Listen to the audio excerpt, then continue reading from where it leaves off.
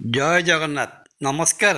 ମୁଁ ତପନ ଡାଇଜେଷ୍ଟକୁ ଆପଣଙ୍କୁ ସ୍ୱାଗତ।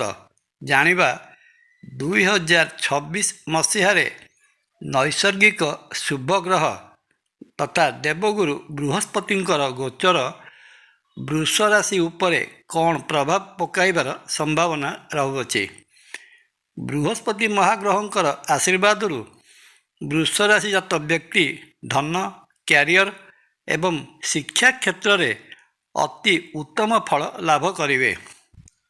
ବିଶେଷ କରି 2026 ମସିହା ଜୁନ୍ ମାସ ପର୍ଯ୍ୟନ୍ତ ବୃହସ୍ପତି ବୃଷ ରାଶିର ଦ୍ୱିତୀୟ ଧନଭାବ ମିଥୁନ ରାଶିରେ ଅବସ୍ଥାନ କରୁଥିବାରୁ ଧନ ଭାବରେ ବିଶେଷ ବୃଦ୍ଧି ଘଟାଇବେ। ଧନଲାଭର ନୂତନ ସ୍ରୋତ ଖୋଲିଯିବ। ଆୟ ବହୁତ ପରିମାଣରେ ବୃଦ୍ଧି ପାଇବ।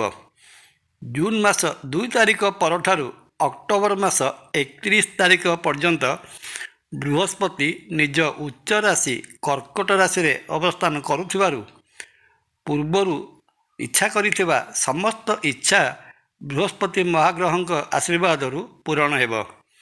କ୍ୟାରିୟର କ୍ଷେତ୍ରରେ ପ୍ରଭୂତ ଉନ୍ନତି ହେବ। ବାଣିଜ୍ୟ ବ୍ୟବସାୟର ପ୍ରସାର ଘଟିବ। ବିଭିନ୍ନ ଅର୍ଥ ଲଗାଣକାରୀ ସଂସ୍ଥାରେ ଅର୍ଥ ବିନିଯୋଗ କରିଥିଲେ ସେହିସବୁ କ୍ଷେତ୍ରରୁ ପ୍ରଚୁର ଲାଭ ପାଇପାରିବେ।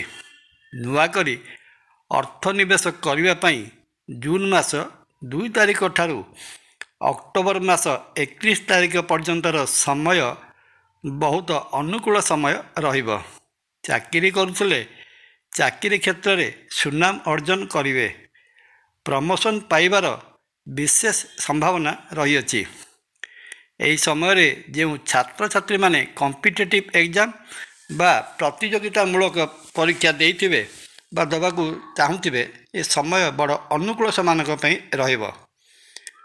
2026 ମସିହାର ଅକ୍ଟୋବର ମାସ 31 ତାରିଖ ପରଠାରୁ ଅବଶିଷ୍ଟ ସମୟରେ କ୍ୟାରିୟର କ୍ଷେତ୍ରରେ ପ୍ରଗତିର ସମୟ ରହିବ, କିନ୍ତୁ ସେଥିପାଇଁ ଟିକେ ଧୈର୍ଯ୍ୟ ଧରି ଅପେକ୍ଷା କରିବାକୁ ପଡ଼ିପାରେ। ଏହି ସମୟରେ ଯାନବାହନ ତଥା ସମ୍ପତ୍ତି କିଣିବାର ସୁଯୋଗ ଆସିବ।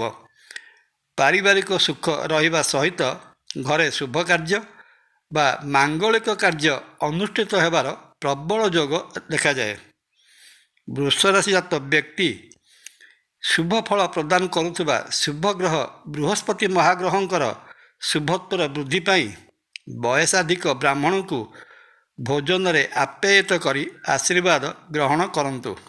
ଶ୍ରୀକ୍ଷେତ୍ରରେ ବିରାଜିତ ମହାବିଷ୍ଣୁ ଶ୍ରୀ ଜଗନ୍ନାଥ ମହାପ୍ରଭୁଙ୍କୁ ଦର୍ଶନ କଲେ ବୃଷ ରାଶିଜାତ ବ୍ୟକ୍ତିଙ୍କର ରହିଥିବା ସମସ୍ତ ଦୋଷ ଖଣ୍ଡନ ହୋଇ ମନବାଞ୍ଛିତ ଫଳ ପ୍ରାପ୍ତ ହୋଇଥାଏ।